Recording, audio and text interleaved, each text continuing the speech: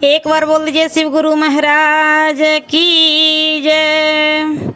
आइए अनंत भक्ति चैनल में आप सभी भक्तजनों का एक बार फिर से स्वागत है। आज हम आप लोगों को षष्ठम स्कंध का चौथा अध्याय सुनाती हूँ, जिसमें दक्ष उत्पत्ति तथा उनकी तपस्या है। इतनी कथा सुनकर राजा परीक्षित ने कहा, हे सुखदेव जी, उधर जो आपने स्वामभुव मनवंतर का संक्षेप में वर्णन किया है उसे अब आप मुझे विस्तार पूर्वक सुनाइए, क्योंकि संक्षेप में सब बातें मेरी समझ में नहीं आई। और परम पुरुष परमात्मा ने किस प्रकार देवता, मनुष्य, नाग और पक्षी आदि कैसे कैसे उत्पन्न किए। श्री सुखदेव जी बोले, हे राजन, जब प्रचेता प्राचीन महर्षि के 10 पुत्र तपस्या करके समुद्र से बाहर निकले तो उन्होंने समस्त पृथ्वी को वृक्षों से ढकी हुई देखा, जिससे उन्हें वृक्षों पर क्रोध आया और उन्होंने अपने तपोबल से समस्त वृक्ष जाति को भस्म कर देना चाहा। उनके एक ही हुंकार से सारे वृक्ष जलकर गिरने लगे। इससे वनस्पतियों का राजा चंद्रमा को बड़ा दुख हुआ, तो वह प्रचेताओं का क्रोध शांत करने के लिए उनके पास आए और वनस्पतियों के गुण से प्रजा का किस किस प्रकार पालन होता है यह सब उनको समझाया। साथ ही आत्मज्ञानियों और विचारवानों का कर्तव्य बतलाकर उनसे उनका क्रोध शांत करने का बड़ा प्रयत्न किया। साथ ही यह भी कहा कि तुम्हारी यह तपस्या और यह सारा दोष और क्रोध जिस कारण है, मैं उसका भी शमनकारी एक दूसरी युक्ति भी बतलाता हूँ, जिससे आप लोगों के सारे मनोरथ सिद्ध हो जाएंगे।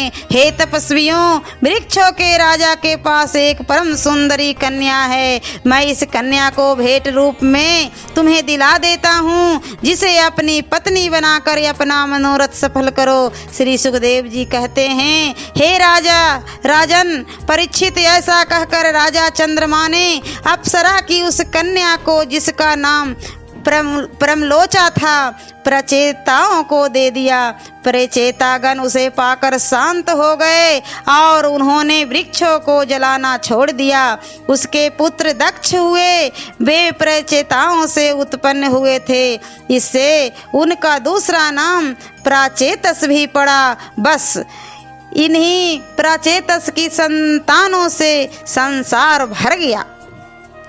उनके बहुत सी कन्याएं हुई। प्रजा ही की सृष्टि से दक्ष ने पहले भी अपने मन में एक ऐसी रचना की, अर्थात दक्ष ने पहले भी एक मानसिक सृष्टि की रचना की थी, जिसमें देवता, दैत्य और मनुष्य इत्यादि सभी थे। परंतु इस सृष्टि में कोई बल न था जिससे वह पनप न सकी।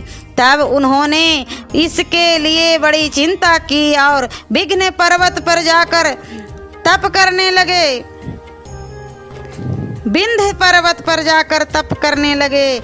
उस घोर तप में सृष्टि रचना के लिए उन्होंने भगवान की बहुत सी प्रार्थना कर शक्ति मांगी। भगवान आए।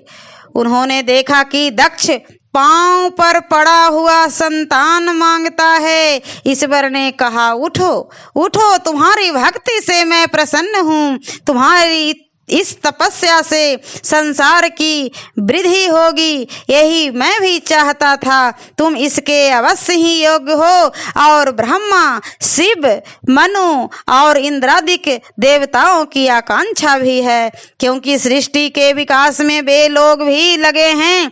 तप से ही उस कार्य की सिद्धि होने वाली थी। भावना ही आकार है, अनुकरण अंग और पुण्य ही मन है, और देवता ही हमारे प्राण हैं। पहले मैं अकेला ही था, जिससे मुझे ही देखना पड़ता था।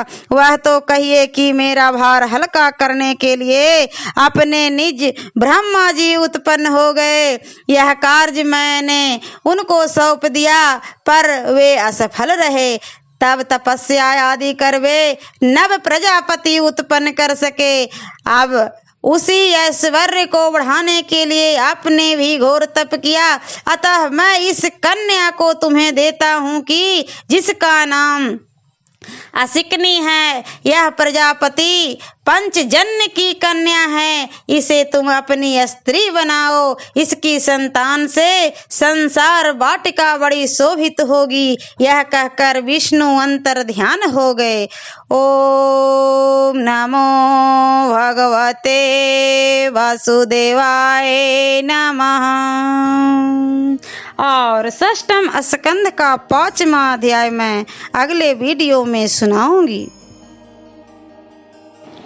ऐसे ही मनोरंजक कथाएं, कहानियाँ और भक्ति गीत सुनने के लिए हमारे इस चैनल अनंत भक्ति को सब्सक्राइब करें और वीडियो अच्छी लगी हो तो लाइक का बटन जरूर दबाएं। धन्यवाद।